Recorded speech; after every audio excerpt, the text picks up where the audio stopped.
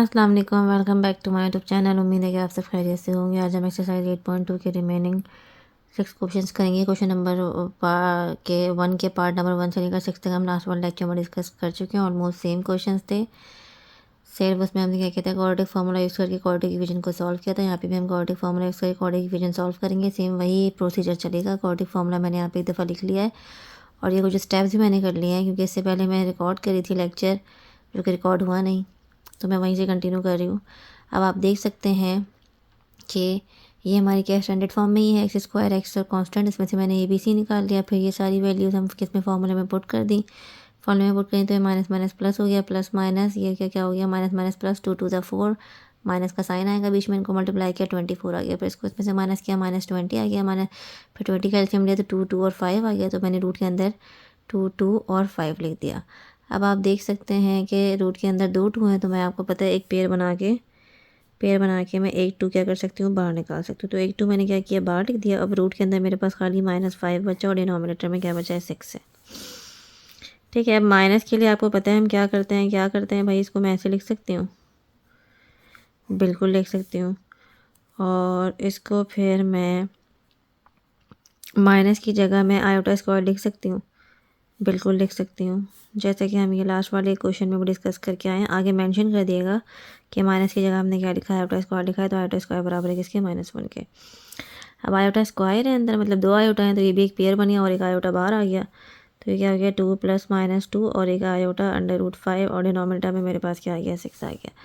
अब ये वैल्यू एक दफ़ा मैं प्लस के साथ लिखूँगी, 2 + 2 आयोटा √5/6, और यही वैल्यू एक दफ़ा मैं माइनस के साथ लिखूँगी, 2 - 2 आयोटा √5/6।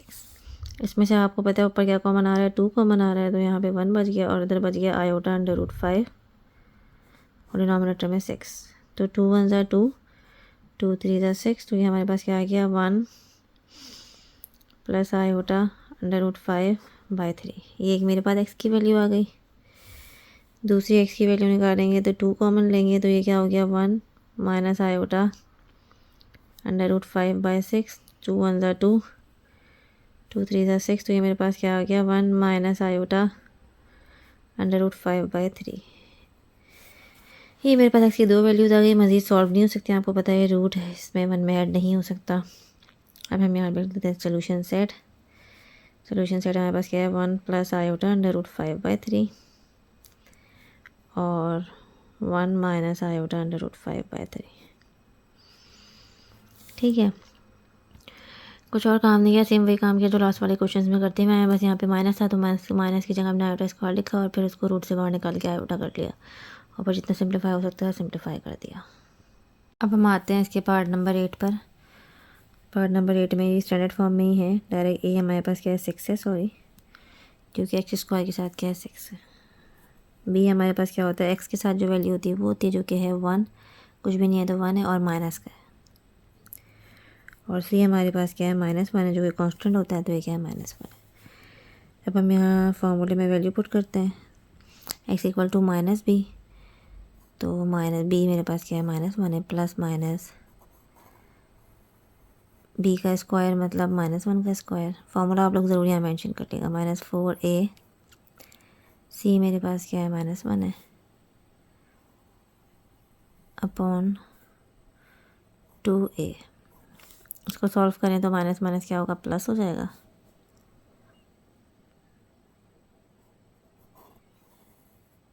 माइनस माइनस प्लस और 1 1 ज़ा 1 और माइनस माइनस प्लस, 6 4 ज़ा 24। डिनोमिनेटर में हमारे पास क्या आ गया, 6 2 ज़ा 12। इधर थोड़ा सॉल्व कर लेते हैं। 1 + -24 + 1 25 और डिनोमिनेटर में हमारे पास क्या आ गया, 12 आ गया। 25 आपको पता है रूट से बाहर निकालेंगे 5 आएगा। एलसीएम लेके भी चेक कर सकते हैं। रूट के अंदर 2 5 आएंगे, पेयर बनाएंगे, बाहर निकालेंगे। मैं डायरेक्ट जो है वो बाहर 5 लिख रही हूँ। अब मैं इसको एक दफ़ा प्लस के साथ लिख सकती हूँ वैल्यू को, और एक दफ़ा मैं माइनस के साथ लिख सकती हूँ। 1 + 5/12 और 1 - 5/12। तो ये मेरे पास क्या हो गया, 6/12।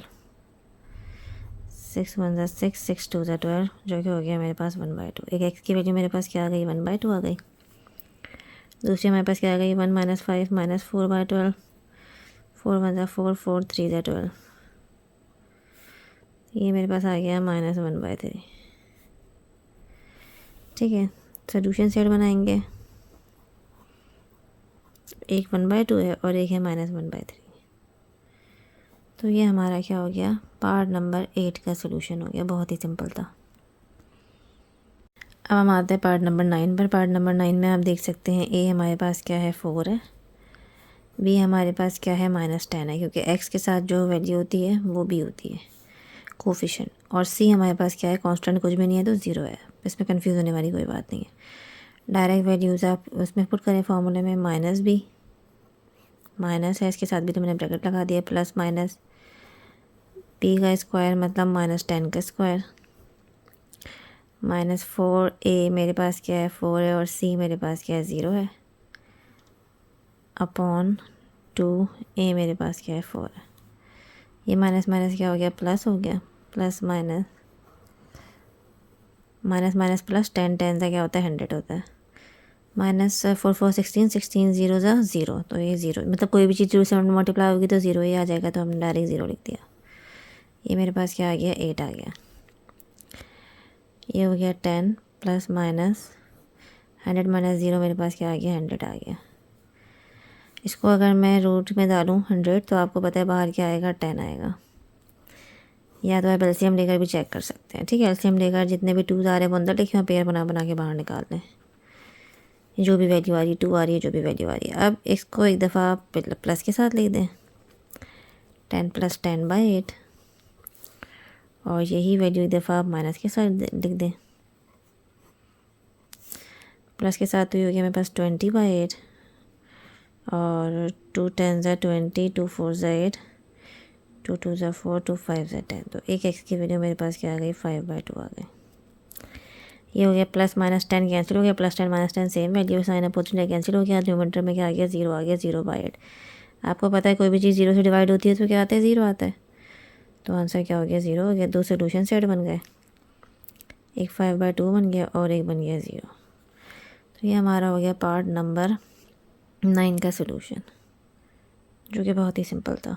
अब हम आते हैं पार्ट नंबर 10 पे। पार्ट नंबर 10 में आप देख सकते हैं इसमें ए मेरे पास क्या है, एक्स स्क्वायर के साथ जो नंबर होता है वो ए होता है, बी मेरे पास क्या है, एक्स की कोई टर्म नहीं है तो इसका मतलब बी क्या हो गया 0 हो गया, और सी क्या है -1 है। समझ आई बात, कंफ्यूज मत होइएगा कि इसको आप जो है बी लिख दें, ये कांस्टेंट है हमारे पास, एक्स की कोई टर्म नहीं है तो बी 0 हो गया, और सी मेरे पास -1 हो गया, और ए मेरे पास एक्स स्क्वायर के साथ कुछ भी नहीं है तो 1 है। ठीक है, एक्स स्क्वायर की टर्म है तो ए है और कांस्टेंट है तो सी है, बी एक्स की टर्म नहीं है तो बी हमारे पास क्या है 0 है। अच्छा, इसको जो अगर खाली जो है वो सॉल्व करने के लिए आता तो हम इस पर फार्मूला भी अप्लाई करके इसको सॉल्व कर सकते थे, लेकिन क्योंकि हमें सॉल्व करना है क्वाड्रेटिक फार्मूले से तो हम यहाँ पे क्वाड्रेटिक फार्मूला ही अप्लाई करेंगे। ठीक है, मैंने इसलिए बता दिया कि आप लोगों के जहन में कोई कन्फ्यूजन ना हो, जो चीज़ मेंशन होगी तो उसी से सॉल्व करना है, अगर कुछ मेंशन नहीं है तो जिस तरीके से हम फैक्टराइजेशन वाले मेथड्स अप्लाई करते हैं, सबसे पहले क्या करते हैं कॉमन लेते हैं, फार्मूला देखते हैं, तो इस पर हम देख सकते हैं फार्मूला अप्लाई होता है, तो हम इस पर क्या करते हैं फार्मूला अप्लाई कर देते हैं। अब मैं वैल्यू पुट करती हूँ -b, b क्या है 0 है तो b की जगह मैंने 0 लिख दिया, प्लस माइनस b का स्क्वायर मतलब 0 का स्क्वायर तो 0 आएगा, -4a मेरे पास क्या है ये है, c मेरे पास क्या है -1 है, अपॉन 2a मेरे पास क्या है 1 है। तो 0 है, प्लस माइनस कुछ भी नहीं होगा, प्लस माइनस मतलब 0 को हटा दें, यहाँ सिर्फ प्लस माइनस लिखें, रूट के अंदर हमारे पास क्या आएगा माइनस माइनस प्लस, और 4 1 ज़ा 4, तो प्लस का 4 आ गया, 2 1 ज़ा 2, सही है। ये मेरे पास x आ गया। अब ये x की वैल्यू में पहले हम क्या करते हैं, इसको रूट से बाहर निकाल लें, 4 को रूट से बाहर निकालेंगे तो 2 आएगा। ठीक है, अब आप देख सकते हैं कि 2 और 2 कैंसिल आउट हो गया, तो ये आ गया मेरे पास क्या +-1।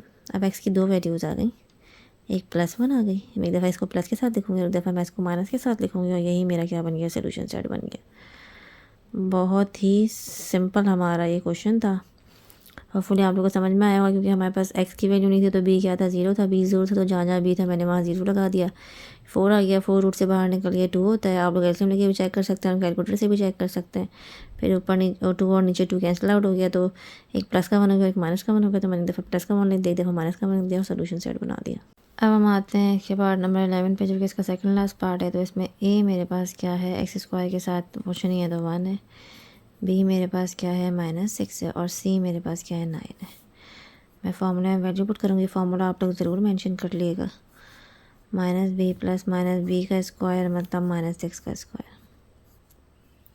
-4 ए मेरे पास क्या है, 1 है। सी मेरे पास क्या है, 9 है। डिनोमिनेटर में हमारे पास क्या आ जाएगा, 2a। ये माइनस माइनस प्लस हो गया, प्लस माइनस ये मेरे पास आ गया माइनस माइनस प्लस, 6 6 ज़ा 36। और ये हो गया 9 4 ज़ा 36। ठीक है, डिनोमिनेटर में हमारे पास क्या आ गया, 2 1 ज़ा 2 आ गया। ये प्लस और माइनस कैंसिल आउट हो गया। रूट के अंदर क्या बचा, 0। समझ आ गई बात। जब प्लस माइनस कैंसिल आउट होता है तो क्या बचा, 0। और 0 को जब मैं रूट से बाहर निकालूंगी तो 0 ही आएगा। समझ, होपफुली आप लोगों को मेरी बात समझ में आ रही होगी। अब हम इसको सॉल्व करते हैं। ठीक है, ये प्लस माइनस हो रहा है तो मैं इसको ऐसे भी लिख सकती हूँ, खाली 6/2। ठीक है, या तो आप एक काम करें, 6/2 लिखूँगी तो 2 1 ज़ा 2 2 3 ज़ा 6। तो ये मेरे पास एक्स की वैल्यू क्या आ गई, 3 आ गई। ठीक है, या तो एक काम करेंगे भाई, यही कर लेंगे सिर्फ दिखाने के लिए, ताकि आप लोगों को कन्फ्यूजन ना हो। एक दफ़ा इसको प्लस के साथ लिख लें, एक दफ़ा इसको माइनस के साथ लिख लें। क्योंकि आपको पता है कि जीरो में कोई भी चीज़ ऐड होती है तो वही आती है, और माइनस होती है तो भी वही चीज़ आती है, तो कोई फ़र्क तो पड़ता नहीं है। तो एक्स बराबर है मेरे पास 6/2 के 2 1 ज़ा 2 2 3 ज़ा 6। तो एक एक्स की वैल्यू मेरे पास क्या आ गई, 3 आ गई। और 6 - 0 6, 2 1 ज़ा 2 2 3 ज़ा 6। तो दूसरी भी एक्स की वैल्यू मेरे पास क्या आ गई, 3 आ गई। मतलब सेम वैल्यू आ गई, सेम रूट आएंगे। ठीक है, तो और अगर मैं इस तरह कर लूँ तो ये भी सही है। तो हमारा सोल्यूशन सेट क्या हो गया, 3 और 3, या तो एक 3 लिखते हैं, एक ही बात है। ठीक है, तो हमारा हो गया पार्ट नंबर 11 का सोल्यूशन, जो बहुत ही सिंपल था। रूट 0 आ गया था, तो हम इस तरीके से भी कर सकते हैं और ऐसे भी कर सकते हैं, कोई अर्ज नहीं है। अब हम आते हैं पार्ट नंबर 12 पे। इसको हमें पहले स्टैंडर्ड फॉर्म में कन्वर्ट करना है। तो उसके लिए हमें सबसे पहले क्या लेना पड़ेगा, एलसीएम लेना पड़ेगा, जो क्या आएगा मेरे पास x+4 और x-4। जब ऐसे एलसीएम आते हैं इसका मतलब एक क्रॉस मल्टीप्लाई होगा। मतलब यहाँ पे x+4 है तो x-4 ऊपर 1 से मल्टीप्लाई होगा तो डायरेक्ट x-4 आ जाएगा। 1 से मल्टीप्लाई होगा कोई चीज़ तो वही चीज़ आती है। माइनस का साइन x-4 है तो ऊपर 1 की जगह क्या आ जाएगा, x+4 आ जाएगा। अगर कोई नंबर होता तो मुझे यहाँ लिखती, 1 था तो लिखने की ज़रूरत नहीं है, सेम वही चीज़ आएगी। माइनस का साइन था तो इसलिए मैंने ब्रैकेट लगा दिया। ओपन कर लें, x-4 माइनस x-4। आपको पता है माइनस के साइन की वजह से अंदर के ब्रैकेट के साइन क्या हो जाएंगे, चेंज हो जाएंगे।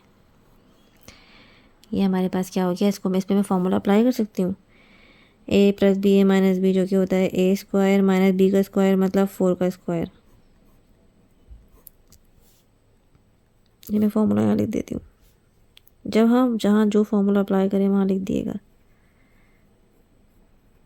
या तो फॉर्मूला इस पर अप्लाई कर दें, या तो आप सिंगल सिंगल मल्टीप्लाई कर लें। पहले x को 2 से मल्टीप्लाई कर लें, फिर 4 को 2 से मल्टीप्लाई करेंगे, सॉल्व करेंगे तो यही आएगा।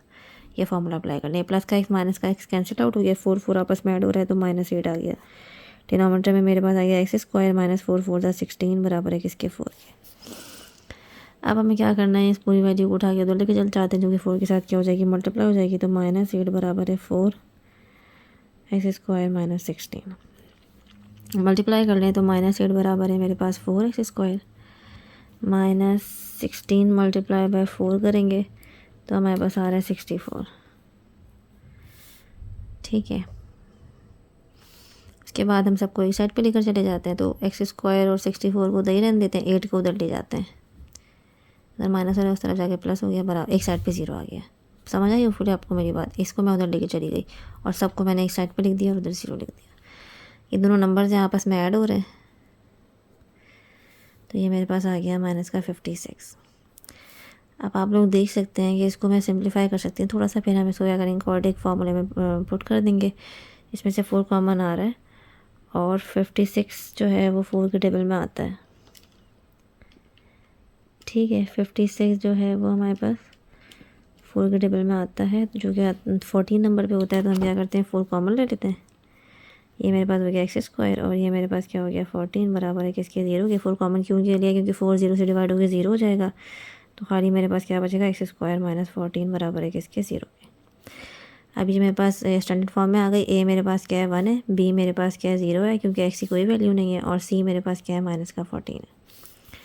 अब हम इसको फार्मूले में पुट करेंगे। फार्मूला आप लोग ज़रूर मेंशन कर लिएगा। -b मतलब 0 प्लस माइनस बी का स्क्वायर मतलब 0 का स्क्वायर माइनस 4a सी हमारे पास क्या है माइनस का 14 है डिवाइडेड बाय 2a मेरे पास क्या है 1 है। ये तो 0 हटा दें आप, खाली प्लस माइनस लगाएं, रूट के अंदर माइनस माइनस प्लस हो जाएगा और 14 4 जा हमारे पास क्या होता है 14 मल्टीप्लाई बाय 4 होता है हमारे पास 56। ये मेरे पास डिनोमिनेटर में आ गया 2।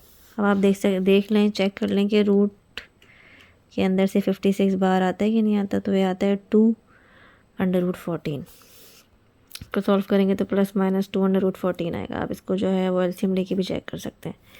14 अंदर आएगा और 2 जो है वो रूट से बाहर आ जाएगा। ये कैंसिल आउट हो रहा है तो ये हमारे पास क्या हो गया प्लस माइनस अंडर रूट 14।